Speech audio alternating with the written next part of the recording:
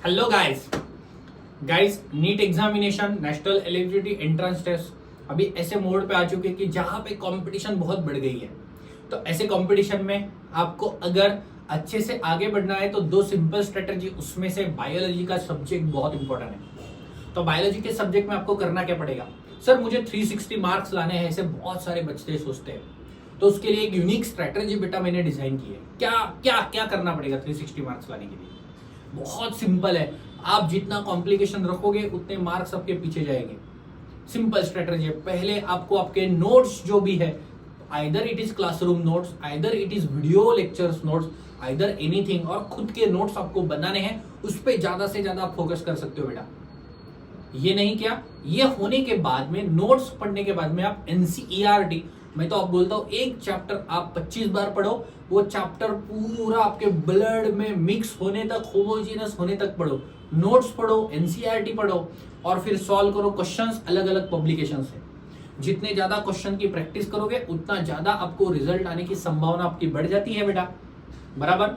और फिर बाद में जो डाउट्स है वो आप क्लियर करने की तैयारी करो, क्योंकि ये 4 स्टेप। पहले पढ़ना क्या है बेटा? नोट्स पढ़ने हैं।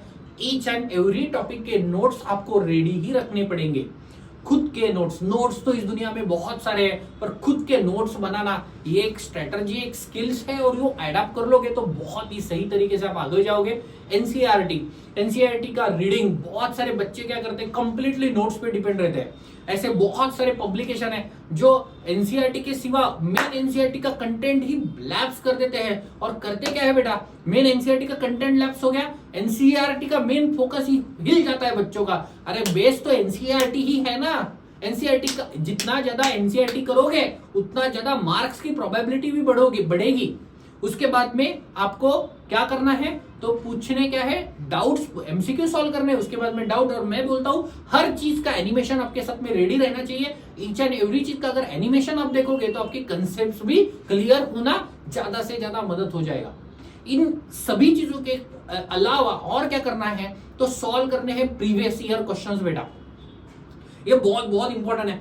हम क्या करते हैं, हम छोड़ देते हैं ईच एंड एवरी टॉपिक के। कोई भी पब्लिकेशन का बुक आप उठा लोगे तो पीछे प्रीवियस ईयर क्वेश्चंस के बुक्स है।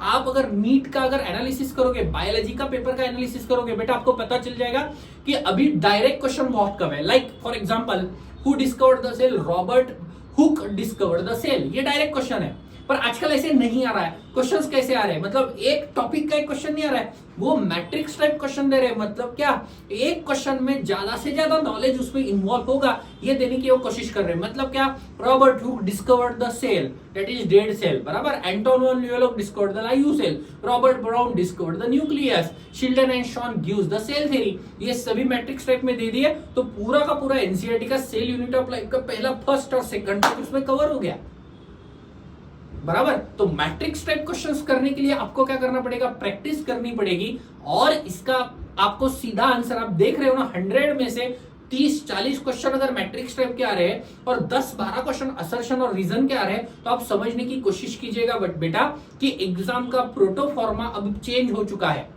पढ़ाई कैसे करनी है मैंने आपको बता दिया, और आपको मैंने बता दिया कि क्वेश्चंस की प्रैक्टिस के आपको कैसे करनी पड़ेंगे। बच्चे पूछते हैं कि सर दिन भर में हमने क्या करना चाहिए? तो दिन भर में बेटा आप 9 आवर्स का करो ना, क्या प्रॉब्लम है? एक साथ में करना ही नहीं है। सुबह बैठो 5 से 8 के बीच में, आपके जो भी लेक्चर है वो अटेंड करो। दोपहर के कुछ 3-4 घंटे दो और शाम के 3-4 घंटे दो। 9 hours, 3 hours physics, 3 hours chemistry, 3 hours biology. Moderate study रखो बेटा, उससे आपका रिजल्ट निकल के आएगा। ठीक है। टेस्ट, अगर हमारी एक आधी टेस्ट होती है फॉर एग्जाम्पल, तो टेस्ट होने के बाद बच्चे क्या करते हैं, वो फेंक देते हैं टेस्ट, उसको ध्यान भी नहीं देते। नहीं, ऐसा नहीं करना है, वही टेस्ट उठानी है।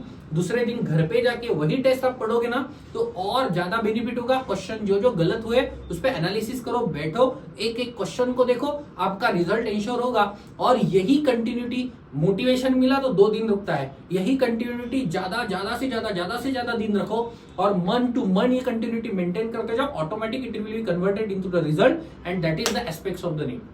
होप गाइस मेरा ये थोड़ा सा छोटा सा गाइडेंस आपको पसंद आ गया होगा। अगर कुछ आपके सजेशन है तो आप भी दे सकते हो बेटा, और मुझे आप पोस्ट भी कर सकते हो। थैंक यू बेटा।